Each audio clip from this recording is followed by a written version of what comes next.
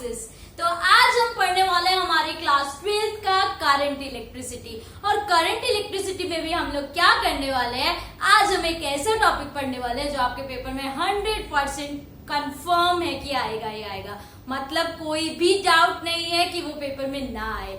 तो अभी आपने क्या करना है, चैनल को लाइक शेयर एंड सब्सक्राइब करना तो भूलना ही नहीं है, और वीडियो को लास्ट तक देखना क्योंकि इस बार वाले ये वाले नंबर आपने पक्के कर लेने हैं। तो उस पक्का करने के लिए देखिए स्टार्ट करते हैं हम लोग करंट इलेक्ट्रिसिटी का। क्या करते हैं, लाइक करंट इलेक्ट्रिसिटी में अभी तक जो हमने पढ़ा वो पढ़ा करंट के बारे में, फिर हमने पढ़ा ड्रिफ्ट वेलोसिटी के बारे में। दो चीजें पढ़ ली। कभी भी हमारे पास क्या होता है, कोई भी दो नई चीजें आती है तो हम लोग क्या करते हैं, उसके बीच में रिलेशन ढूंढ देते हैं। मान लो क्लास में आपकी कोई नई लड़की आई और साथ में एक नया लड़का भी आ गया। थोड़े टाइम बाद अगर उन्होंने आपस में बात करनी स्टार्ट कर दी तो कई लोग तो उनको भाई बहन बना देंगे, कई उनको फ्रेंड बना देंगे, कई कुछ बना देंगे। मतलब हम लोगों का इंडियन क्राइटेरिया कह लो तो इंडियन क्राइटेरिया, साइंस का क्राइटेरिया क्या कहता है कि दो चीजें अगर हमारे पास आ गई उनके बीच में रिलेशन निकाल दो, और रिलेशनशिप तो है ही इंपॉर्टेंट चीज। तो यहाँ पे हम लोग वही रिलेशन के बारे में सीखने वाले हैं, रिलेशनशिप बिटवीन। रिलेशनशिप सीखेंगे हम लोग किसके बीच में, between current and the drift velocity.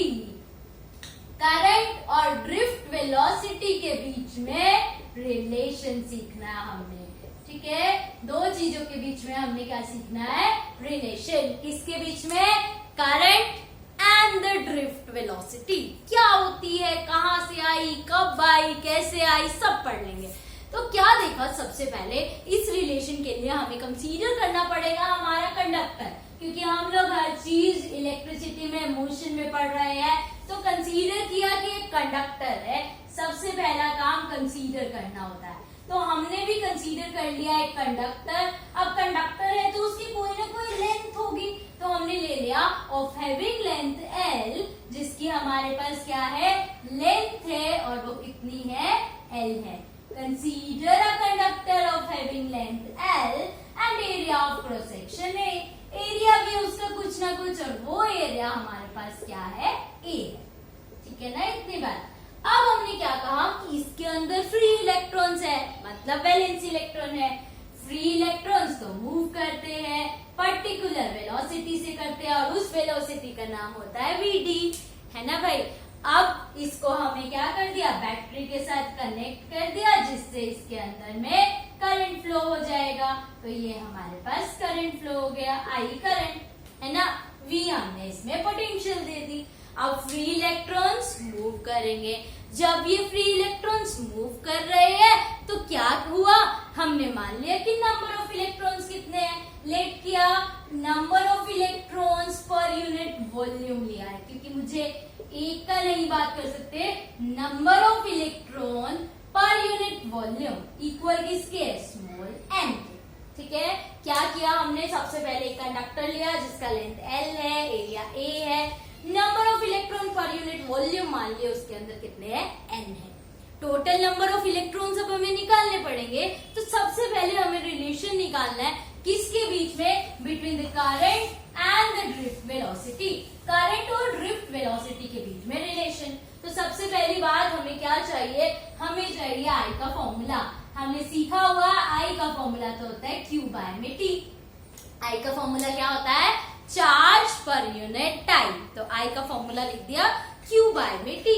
अब इसके अंदर कितना चार्ज है नहीं पता, इसका कितना टाइम लगा ट्रैवल करने में नहीं पता, तो हमें वो दोनों फाइंड आउट करने पड़ेंगे। तो उसको फाइंड आउट करने के लिए हमें सबसे पहले चार्ज निकालना पड़ा। चार्ज, एक इलेक्ट्रॉन का चार्ज कितना, E। एक इलेक्ट्रॉन का चार्ज कितना, E। टोटल कितना है इसके अंदर, number of electron. Total number of electron हमारे पास क्या है, नंबर ऑफ इलेक्ट्रॉन पर यूनिट वॉल्यूम इनटू में वॉल्यूम, क्योंकि मुझे नंबर पूरे चाहिए ना, तो मैंने नंबर ऑफ इलेक्ट्रॉन पर यूनिट वॉल्यूम, एंड यहाँ पे क्या है, number of electrons per unit volume. Volume के कॉरेस्पॉन्डिंग हमारे पास ये क्या है, स्मॉल n है। तो स्मॉल n इंटू में वॉल्यूम, स्मॉल n इंटू में वॉल्यूम क्या हो जाएगा, कैपिटल N, ठीक है। या फिर वॉल्यूम, वॉल्यूम कितनी है इस कंडक्टर की, वॉल्यूम कैसे निकालते हैं, एरिया इंटू में लेंथ, एरिया इंटू में लेंथ क्या आ जाता है, वॉल्यूम ऑफ द कंडक्टर। तो यहाँ से हमने निकाला, ये हमारे पास क्या आ जाएगा, capital N small N into में वॉल्यूम क्या है, एरिया इंटू में लेंथ। अब एक इलेक्ट्रॉन के ऊपर ई चार्ज है, पूरे के ऊपर कितना होगा, एन इंटू ए इंटू एल इंटू ई। सबसे पहला काम ये करना आपने, टोटल नंबर ऑफ इलेक्ट्रॉन्स निकालने इसके अंदर कितना है, फिर चार्ज कितना है, एक के ऊपर इतना, टोटल के ऊपर कितना, उससे मल्टीप्लाई कर दिया। तो फॉर्मूला क्या, I equals to Q by में टी। क्यू की वैल्यू तो हमारे पास आ गई, number of electron, total charge कितना आ रहा है हमारे पास, Q इक्वल्स टू NaLe, है ना भाई। E क्या है, इलेक्ट्रॉनिक चार्ज, नीचे क्या है, टाइम टेकन। अब टाइम टेकन भी नहीं बताया उसने तो कितना लगा, तो टाइम टेकन के लिए हम लोग क्या पता है, हमें स्पीड पता है और हमें उसी स्पीड ड्रिफ्ट वेलोसिटी के साथ ही रिलेशन ढूंढना है। तो हम लोग क्या करते हैं, हम लोग इसका टाइम निकालते हैं। कैसे निकालते हैं, तो उसका हमारे पास फॉर्मूला है। स्पीड का फॉर्मूला क्या होता है हमारे पास, डिस्टेंस अपॉन में टाइम। स्पीड का फॉर्मूला डिस्टेंस अपॉन में टाइम। तो टाइम का फॉर्मूला यहाँ से क्या आ जाएगा, डिस्टेंस अपॉन में स्पीड। टाइम का फॉर्मूला यहाँ से क्या आ जाता है, डिस्टेंस अपॉन में स्पीड। डिस्टेंस यहाँ से यहाँ तक का डिस्टेंस कितना है, एल है। तो टाइम हमारे पास क्या हो गया, एल। कितने इलेक्ट्रॉन कौन सी स्पीड से चल रहे हैं, अभी हमने पढ़ा इलेक्ट्रॉन तो हमेशा किस स्पीड से चलेंगे, ड्रिफ्ट वेलोसिटी की स्पीड से। तो यहाँ पे क्या आ जाएगा, अपॉन में वीडी। ठीक है, तो टी की वैल्यू भी आ गई, एल अपॉन में वीडी। पुट कर दीजिए, I equals to NaLe upon में एल बाय वीडी। एल से एल कैंसिल हो गया, तो आई का रिलेशन आ गया NeAVT, relation between current and the drift velocity. Question क्या था, रिलेशनशिप निकालो करंट के बीच में, क्योंकि हमने अभी तक दो ही चीजें पढ़ी थी, एक करंट और एक ड्रिफ्ट वेलोसिटी। तो यहाँ से रिलेशन निकल गया, करंट और ड्रिफ्ट वेलोसिटी में क्या रिलेशन है, I equals to NeAVT, where N is the number of electron, E is the electronic charge, A is the area cross section and VD is drift velocity। VD मेरे पास क्या है, drift velocity।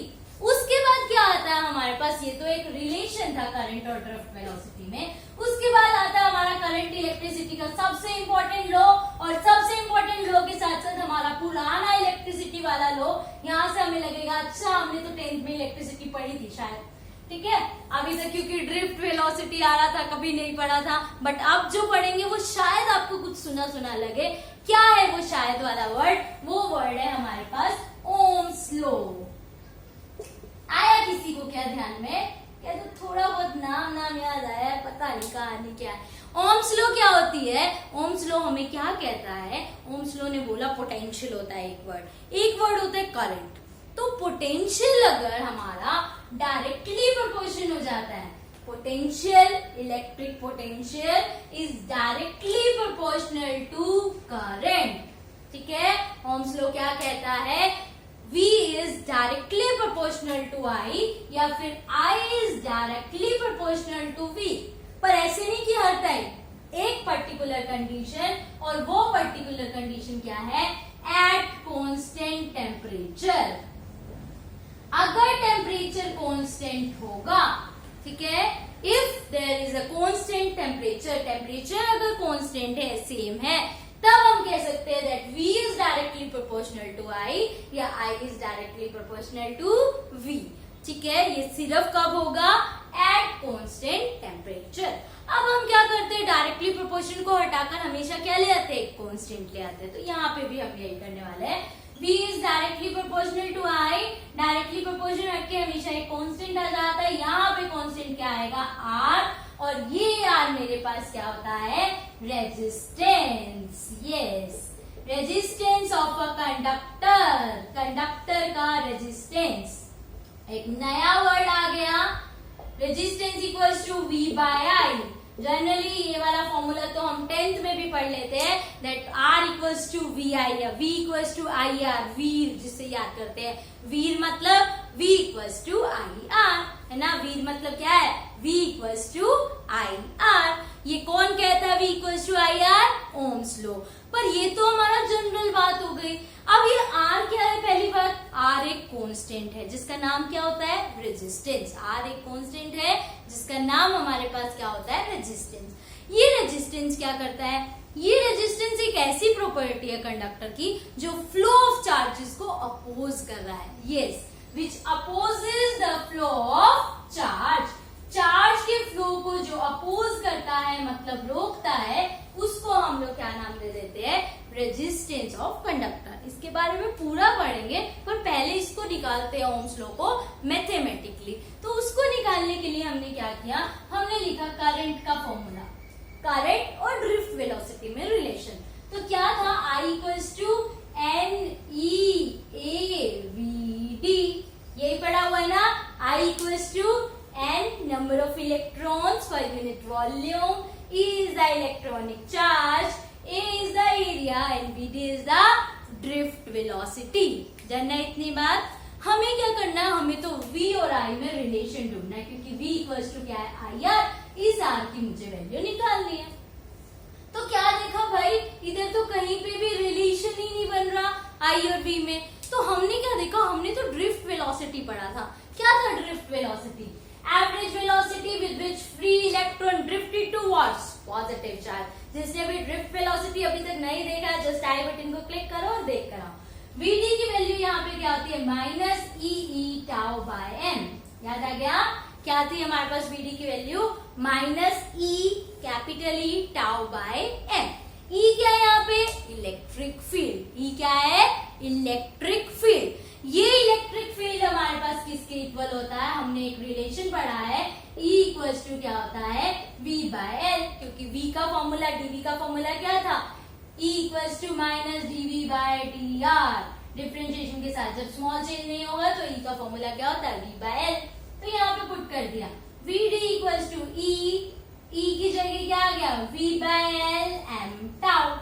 ठीक है, just क्या हुआ हमारे पास VD की वैल्यू आ गई और वो VD की वैल्यू हमने पुट कर दी। पुट कीजिए I equals to NEA, VD की value EV tau by ML, है ना भाई? तो ये हमारे पास क्या आ गया? I का फॉर्मूला आ गया। अब ये क्या बात करी? हमारे पास जो सोल्व हो रहा है NE square into E square A tau ML equals to V I। हमें क्या चाहिए? V इक्वल्स टू I यार, मतलब V बाय I चाहिए मुझे। तो V बाय I चाहिए तो इन सबको उठाकर इधर ले आएंगे, इन सबको उठाकर इधर ले आए तो क्या आ गया? ML अपॉन में NE square A tau equals to V by I। और ये V बाय I क्या होता है हमारे पास? Equals to resistance of a conductor. V by I हमारे पास क्या हो जाता है? Resistance of a conductor. Formula बन गया ML अपॉन में NE square A tau.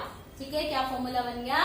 ML upon में NE square A tau equal किसके है?